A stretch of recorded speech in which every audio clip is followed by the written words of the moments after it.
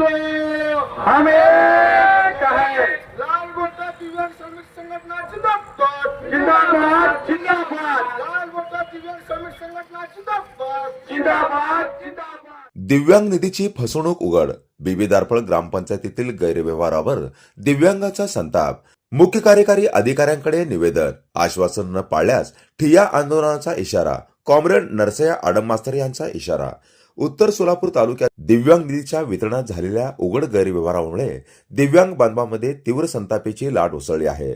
मागील 3 वर्षाचा दिव्यांग निधी वितरित करण्यासाठी ग्रामसभेत ठराव करण्यात आला होता। या ठरावानुसार शहाजान शेखलाल इनामदार यांच्या नावाने 5 लाख रुपयांचा धनादेश मंजूर करून सोलापूर जिल्हा मध्यवर्ती सहकारी बँकेत सादर करण्यात आला। मात्र धनादेश 2 वेळेत परत आल्याने संशयाचे वातावरण निर्माण झाले असून ग्रामविकास अधिकाऱ्यांकडून समाधानकारक उत्तर न मिळाल्याने दिव्यांग बांधवांनी थेट जिल्ह्याचे मुख्य कार्यकारी अधिकारी कुलदीप जंगम यांच्याकडे धाव घेतली। या प्रकरणी झालेल्या बैठकीत मुख्य कार्यकारी अधिकारी यांनी दिवाळीपूर्वी बीबी तारफळ येथील सर्व 53 दिव्यांग बांधवांना थकीत लाभ वितरित करण्याचे तसेच उत्तर सोलापूर तालुक्यातील उर्वरित 36 गावातील पात्र दिव्यांगांना देखील निधी देण्याचे आश्वासन दिले।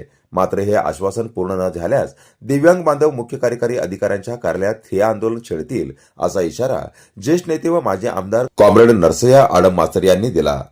गावाचं तुम्ही अग्रक्रमाने परवाच मी मीटिंग घेतलं होता बिल्डोनची, त्याच्यामध्ये मुख्य मुद्दे येत होता आणि सर्वात खाली जे खर्च करणारे तालुक्यामध्ये उत्तर सोलापूर आहे। मी घेतला 9% 10% झाला, जे पाहिजे होतं त्याच्यापैकी ठीक आहे ते मी घेतला आढावा परवाच आणि त्यांना आता पूर परिस्थिती आता ही सगळी संपली।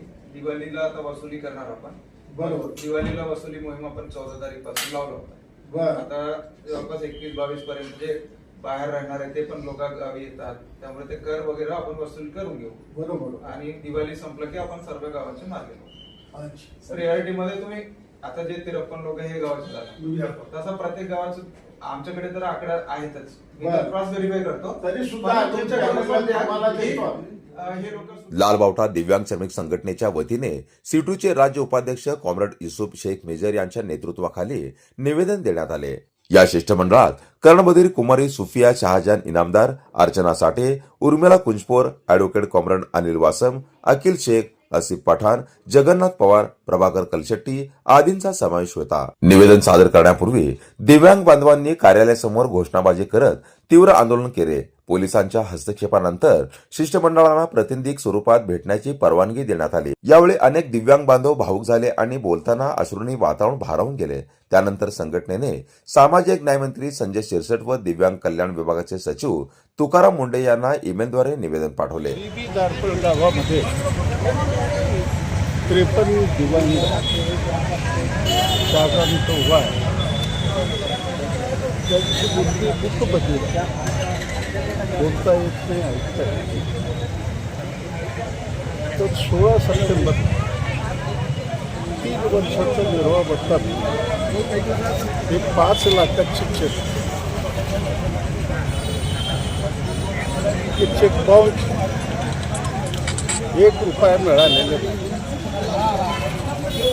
तर शिवची भेट घेतली, शिवने सांगितले दिवाळीच्या ते 5 लाख रुपये मी बँकेत घालतो, मिळेल त्यांना, आणि राहिलेले जे 36 गाव आहे त्या गावातला मी सर्वे करतो आणि त्या पद्धतीनं 5% त्यांना मिळवून देण्याचा प्रयत्न करतो।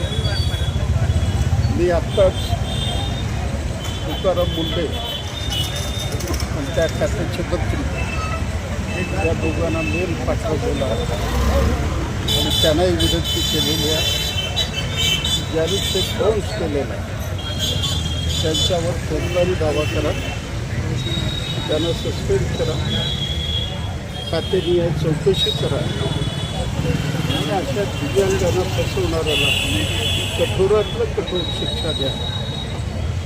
दिव्यांगाचा आमचा एक शाखा आहे, त्या लोकांना सांगितलं सगळ्याला एकत्रित करा। मध्ये महानगरपालिकेनं असं गोंधळ घातलं की आम्ही संजय निराधारचे पैसे देणार नाही, समजावणे कमिशनर ऐकलं नाही। ज्या वेळेला गोंधळ झालं त्यावेळेला तिथे त्यांनी निर्णय दिला संजय निराधार ही वेगळी गोष्ट आहे, आणि दिव्यांग तरीसुद्धा 1000 रुपये मिळतात.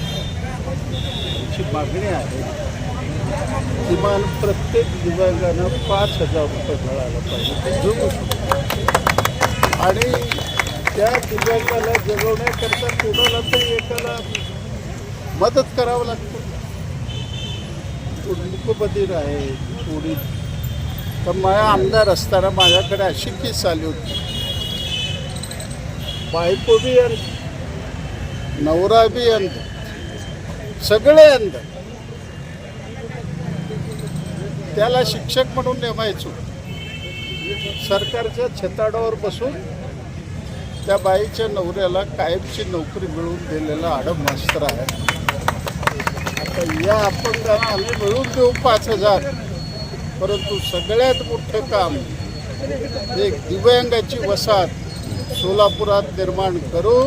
एक 5000 दिव्यांग आपल्या घरामध्ये राहतील आणि त्यांना शासनाच्या ज्या वेगवेगळ्या स्कीम आहेत ते त्यांच्या घरामध्ये आणून सोडण्याचं काम माझं आहे.